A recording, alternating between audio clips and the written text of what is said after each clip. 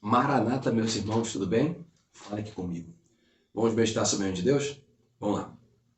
Hoje a gente vai começar uma série falando dos 5 ministérios. A gente já falou de forma geral em vídeos anteriores, mas nessa série a gente vai falar separadamente de cada um para a gente poder ter uma perspectiva um pouco mais prática em relação aos 5 dons nas comunidades de fé dentro do contexto do corpo de Cristo, tudo bem? Para isso, eu vou fazer indicações de 3 livros, tudo bem? O primeiro livro que já falei anteriormente é A Mão Forte de Deus, do Jens Callaway. Quer começar a entender, quer começar a ler sobre isso, a meditar sobre isso, pode começar com esse livro, que ele é muito bom para quem está começando, para quem está começando a entender sobre o assunto.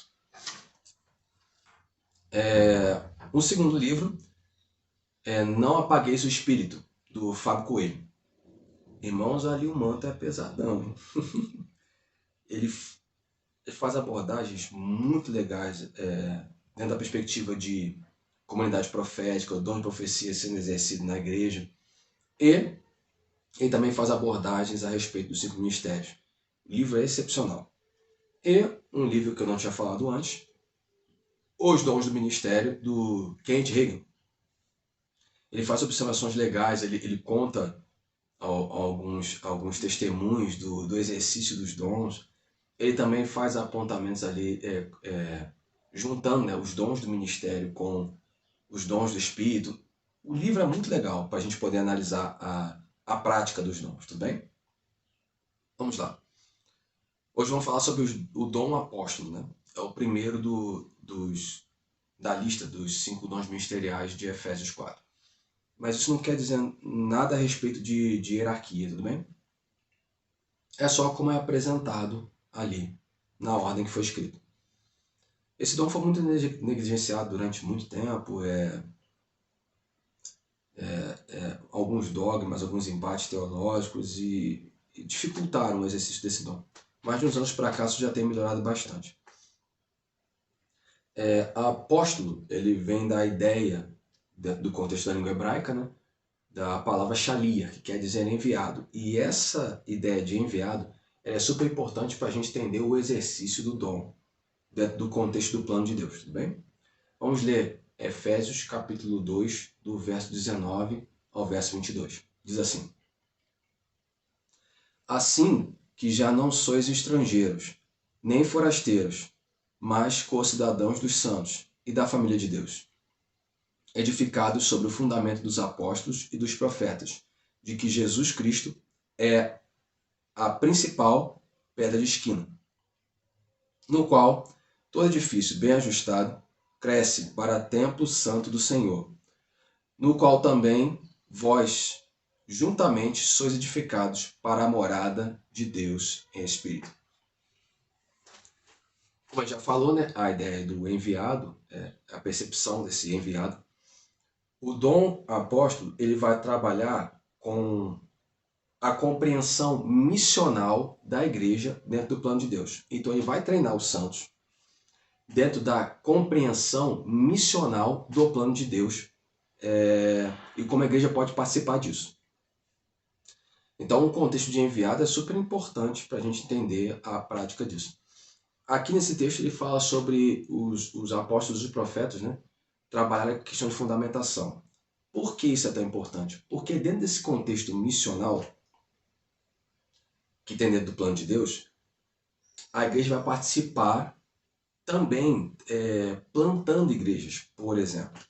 E dentro dessa plantação de igreja, a gente está falando de surgir uma comunidade de fé nova. E quando surge isso, você precisa trabalhar com fundamento para que a edificação da comunidade de fé seja de forma saudável e de forma cristocêntrica. Então, dentro disso, o dom apóstolo vai ajudar a igreja, vai treinar os santos para que eles trabalhem o fundamento, de forma que a comunidade de fé que será plantada seja desenvolvida de forma saudável. Também vai treinar a igreja, vai desenvolver a igreja na percepção espacial, porque não se trata de plantar uma comunidade, só. O quanto que essa comunidade vai afetar aquele lugar.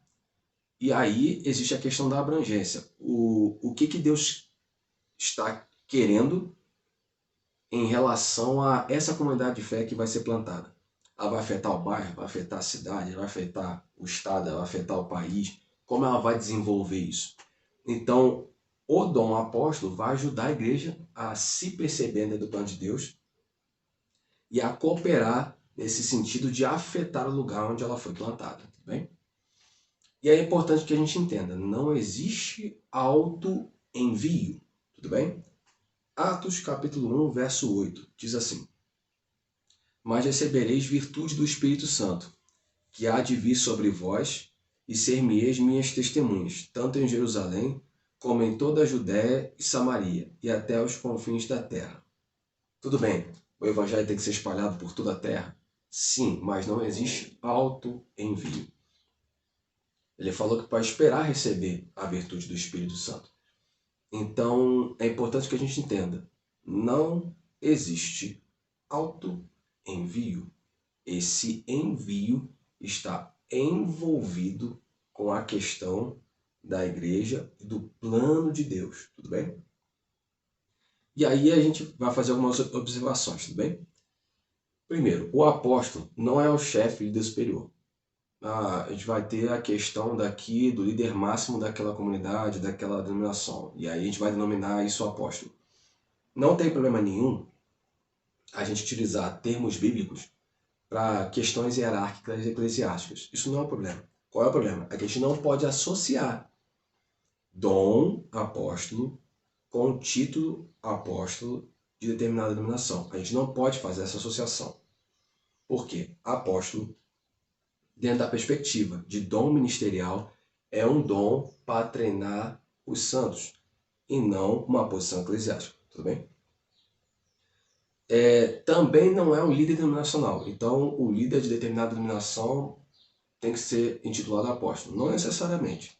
Por quê? Porque apóstolo é dom ministerial e não uma nomenclatura de liderança eclesiástica. Tudo bem?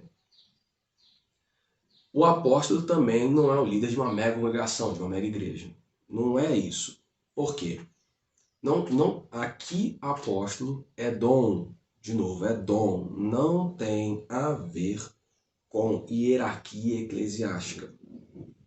Não que não possa ser utilizado os nomes bíblicos, como já disse anteriormente, para poder designar as questões hierarquicamente dentro da igreja. É pertinente, está tudo certo, não tem nada de errado com isso não. A questão é, a gente não pode associar nome de um contexto eclesiástico, o nome de uma função eclesiástica, de uma liderança eclesiástica com o exercício de dom. São coisas distintas, tudo bem? Não é o exercício de uma função sozinho. Então não existe apóstolo trabalhando sozinho. Não existe isso para nenhum dos 5 ministérios. Então o apóstolo não trabalha sozinho. E o apóstolo também não trabalha independente dos outros 4 dons. Então não existe o apóstolo exercendo o dom separado da comunidade de fé. Isso não existe. E também não existe o apóstolo exercendo seu dom de forma independente dos outros 4 dons. Também não existe isso. Ele não foi autorizado de forma nenhuma, você não vai ver isso na Bíblia, de forma nenhuma. Qualquer pessoa que vai exercer o dom apóstolo, exercendo de forma separada dos outros 4 dons. É preciso que a gente entenda que o exercício dos dons está dentro do contexto do corpo da igreja, dentro do contexto da noiva de Cristo, e não de forma independente. Não existe independência no reino de Deus. Autonomia sim, independência não. Bem? Vamos orar? Senhor Deus, nos ajude. Esse dom foi dado para que a gente tenha, quanto filhos de Deus, a perspectiva, a compreensão missional e ferramentas necessárias para o exercício dessa questão missional dentro do teu plano. o Senhor nos ajude, porque isso faz parte do teu plano. Isso é algo que o Senhor chamou a igreja para participar. Não nos deixe negligenciar o dom que o Senhor colocou dentro da igreja. Nos ajude a nos submeter ao dom que o Senhor colocou e nos ajude a ser desenvolvidos e treinados por Ele, para que a gente seja capacitado, para que a gente seja desenvolvido, para poder cooperar e participar com o Espírito Santo dentro da tua obra, para que Cristo seja revelado a outras cidades, a outros bairros, a outros estados, a outras nações, Senhor. Para que em outros lugares vidas sejam alcançadas, para que em outros lugares o teu nome seja conhecido e pessoas venham se render a ti. É o que nós te pedimos, em nome de Jesus. Amém.